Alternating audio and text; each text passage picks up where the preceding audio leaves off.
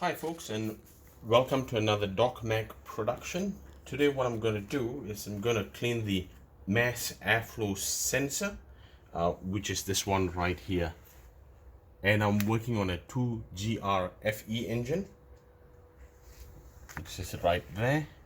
So if we just step back a bit so that people can see how the whole engine looks.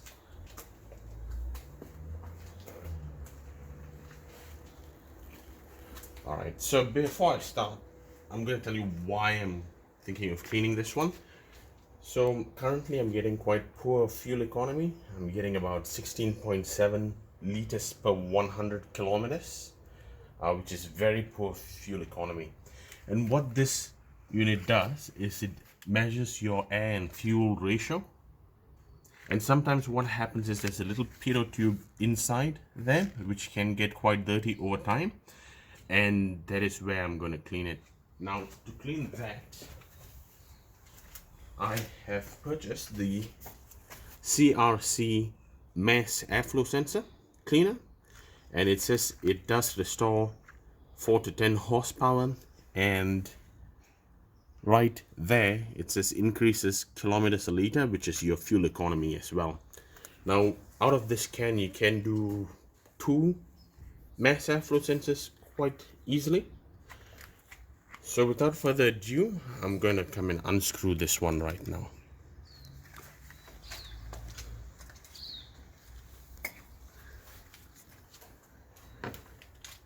Alright, so to get this one unscrewed, you first want to unclip the mass airflow sensor connector, which you just need to press down and pull. There we go. So you've got to push this little pin down. So if you just come that way, and you see that there's that little clip there where my thumb is. You got to really push it down first, then pull. All right. So now what I'm going to do is there are 2 screws here, which is mounting it in place. And I would recommend taking a photograph so that you would know exactly the placement of it. I'm just going to get that one unscrewed. And don't place any pressure on this. So once it comes up to here, unscrew it with your hand so you don't drop anything. Now, it does put this one in a box so you don't drop it.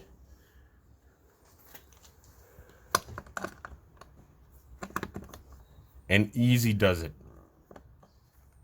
It should unscrew easily. If it doesn't, do not strip it. If not, you'll run into huge problems. Okay, so that's loose enough. Okay, and that's one more screw which is out. All right. So now, all we got to do is just wiggle it out of the box, like so.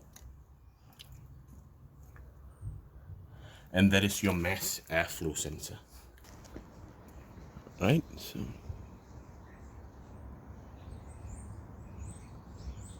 as you can see, there's a little tube in there, and that one has got to be cleaned. So I'm going to spray that one clean and we'll get back to you. Okay folks, so this spray cleaner is volatile.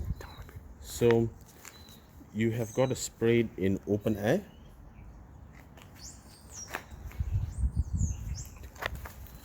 Okay, so you can see there's a pitot tube in there, and that's what I'm going to spray out.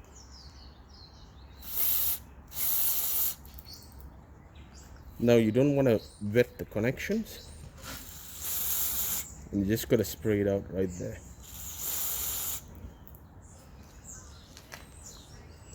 And you want to spray it inwards as well.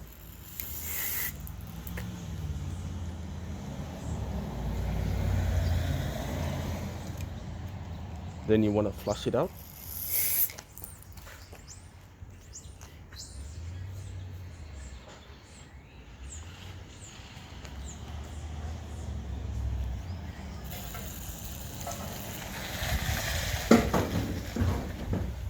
Okay, and inside.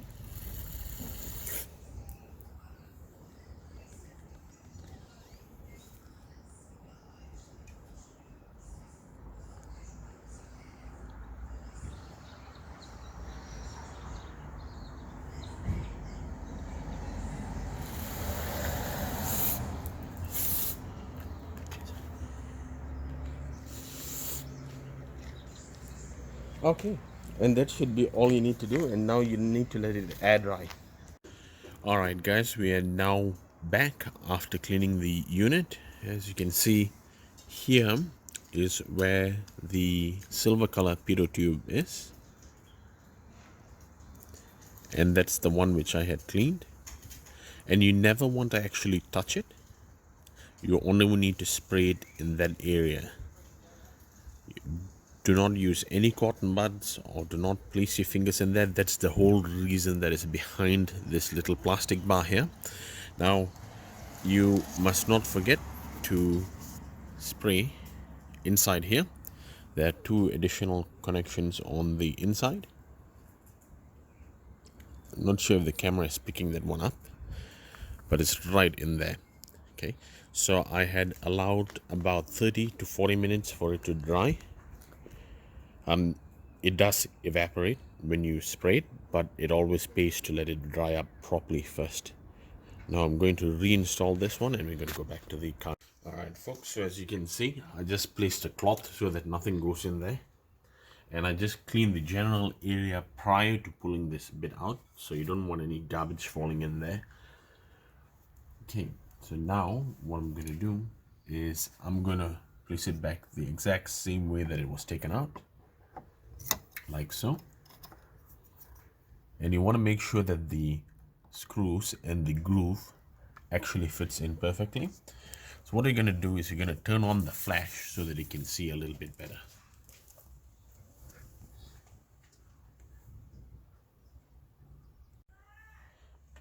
Alright folks, so now when you're going to place it back, you need to make sure that these 2 grooves here and the screw holes fit exactly.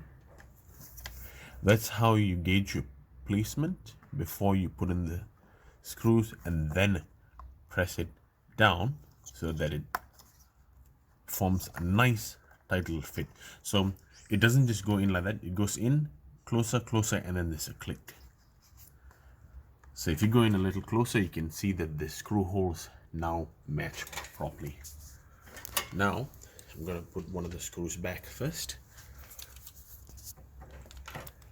Using a magnetic screwdriver does help, and you want to make sure that the screw is straight. Don't put any force on it. Just screw it down like so, and then leave about maybe 20% left. Do not tighten it yet.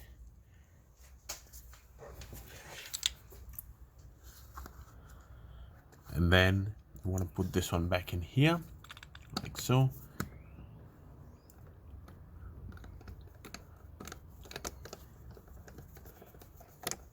Alright, so now that's about 20% the way through, so you need to make sure it's properly aligned and press down first, which is looking good.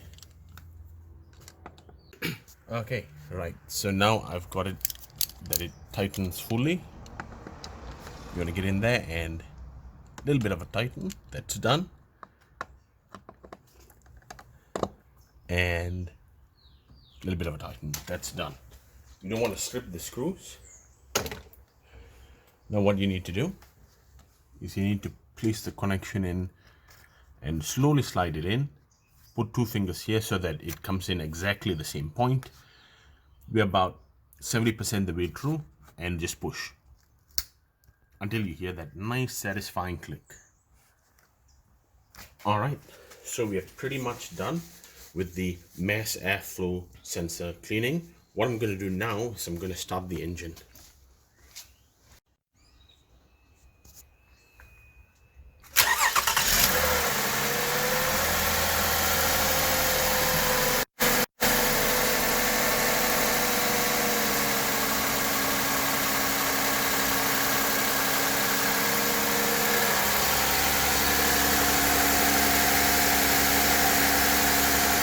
Okay, as you can see, the engine is idling a little bit on the higher side now. It's doing about 1,300 revs. It's usually about 900 revs. Between 700 to 900 revs. So we're just going to let the engine run for a while, as the computer would obviously be learning that some changes have been made over here. I'm just gonna go and check it over, and I'm gonna get back here.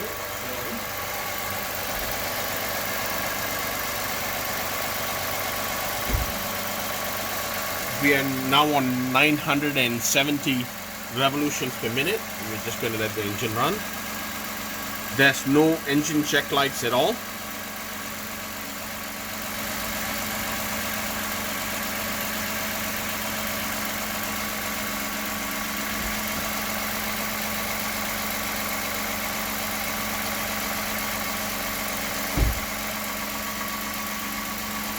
And I'm just going to give the engine a little bit of a rev.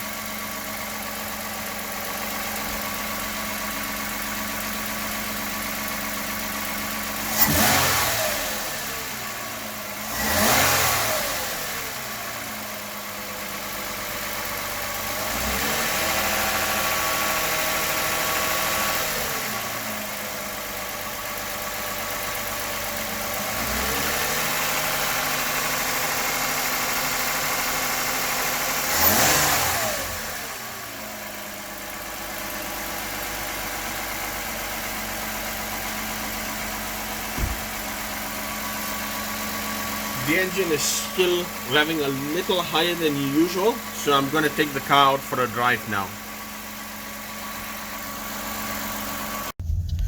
Alright folks, so now what I'm going to do is I'm going to clear the fuel economy indicator. So I'm going to press the display button and it's back down to 0. It was reading 14.4 liters per 100 kilometers. I'm going to set clear here. There's no cars behind me, so that's alright. Clear again. And done. Alright, so I'm quite low on fuel at the moment, but that was intentional.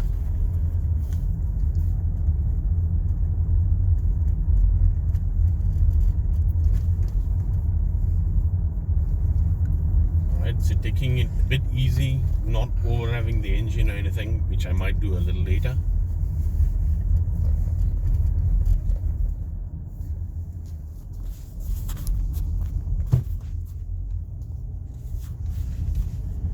Okay, and we're just going to go and take a U-turn and we'll hit back. It's now reading 16.1 liters per 100 kilometers, so it's doing a little bit worse than it was. I can't say if it's because the fuel is quite low or whether the thing is learning. Oh, it's just jumped down to 13.9 liters per 100 kilometers. Alright, so that's 12.3 liters per 100 kilometers, so it's looking a lot better now. So I'm just going to take a 3-point turn here.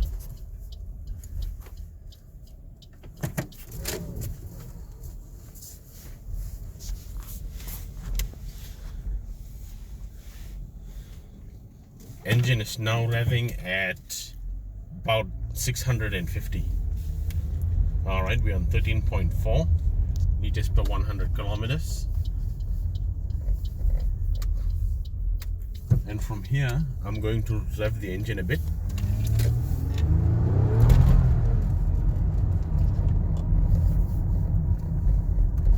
Alright.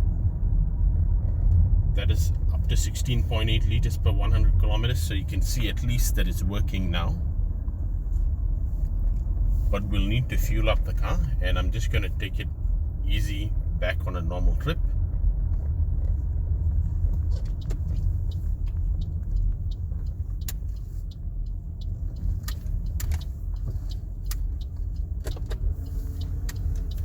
Then I'm going to reset the fuel economy indicator again and then take a nice slow trip back.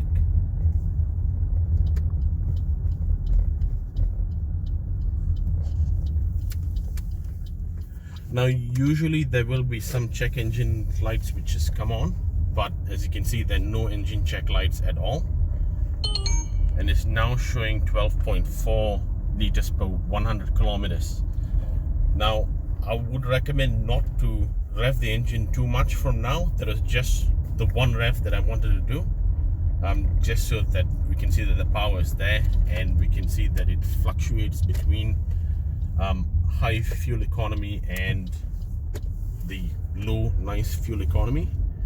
That's now showing 10.5 liters per 100 kilometers. All right, folks, so you can see it is fluctuating at the moment, and we will check up the engine in a few days' time. All right, folks, as you can see, the engine is running on a lot more lower revolutions per minute now. When we started the car, it was doing about 1,300. After taking it for a small drive as well as a bit of an engine rev, I probably must have hit about 4,000 to 4,500 revs in a short time. And you can see it's running on about 650 revolutions per minute now. So that's sounding and ticking a lot better than it was.